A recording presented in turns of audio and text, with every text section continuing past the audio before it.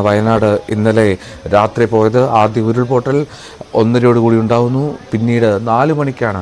നേരത്തെ ആ പ്രതികരണത്തിലേക്ക് നമുക്ക് ഒന്നുകൂടി പോകാമെന്ന് തോന്നുന്നു. ക്യാമ്പിലെ പ്രതികരണം അത് ഭീകരമായിട്ടുള്ള പ്രതികരണമായിരുന്നു. പ്രത്യേകിച്ചും ആ സ്ത്രീകൾ പറയുന്നത് കേൾക്കണമായിരുന്നു. 1 മണിക്ക് ആദ്യ ഉരുൾപൊട്ടൽ ഉണ്ടാകുന്നു വലിയ ശബ്ദത്തിൽ. അപ്പോൾ വീടിനുള്ളിലേക്ക് ചെളി കയറുന്നു.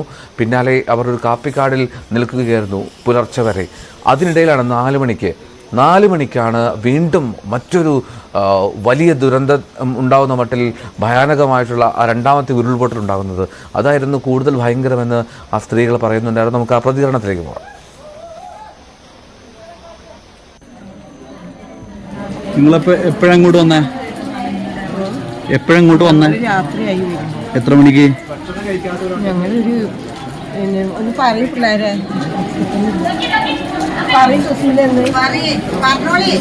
പറഞ്ഞേ. എപ്പോഴെങ്കിലും ഇങ്ങോട്ട് വന്നേ? ഞങ്ങളിപ്പോഴാണ് വന്നത്. എപ്പോഴാ വന്നേ? രാത്രി വന്ന ആളുകളുണ്ട് അതില്? രാത്രി എന്റെ വീട്ടിൽ ഞാൻ കിടക്കുകയാണ്.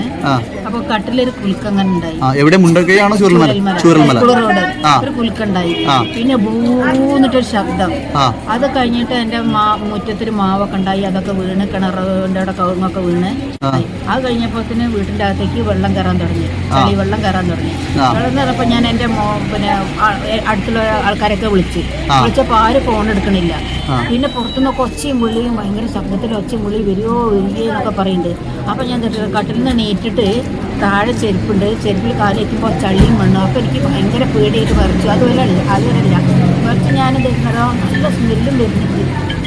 ചാവി ഇട്ടിട്ട് പൂട്ട് തുറന്നു. രാത്രി കിടക്കല പൂട്ടിയതാണ്. തുറന്നിട്ട് കിട്ടണില്ല. അപ്പോൾ അടുക്കളത്തെ വാതിൽ പോയപ്പോൾ അതും കിട്ടണില്ല. അപ്പം ഞാൻ എൻ്റെ ഒരു മോഹനുണ്ട് കോയമ്പത്തൂർ, അവനെ വിളിച്ച്. അപ്പോൾ അവൻ പറഞ്ഞു, അമ്മ എങ്ങനെയും അടുക്കള ഭാഗത്ത് കൂടെ പോയിട്ട് നിങ്ങൾ മുകളിൽ കയറിയിട്ട് നിൽക്കി പറഞ്ഞു. 2 വാലും തുറന്നിട്ട് കിട്ടില്ല. അപ്പോൾ ഞാൻ പറഞ്ഞു, മോനെ 2 വാലും തുറന്നിട്ട് കിട്ടില്ല, നീ ആരെങ്കിലും ചെക്കന്മാരെ ഒന്ന് വിളിക്കുക, എന്നെ രക്ഷപ്പെടുത്താൻ പറയും, ഉള്ളു പൊട്ടിയിട്ടുണ്ട് പറഞ്ഞു.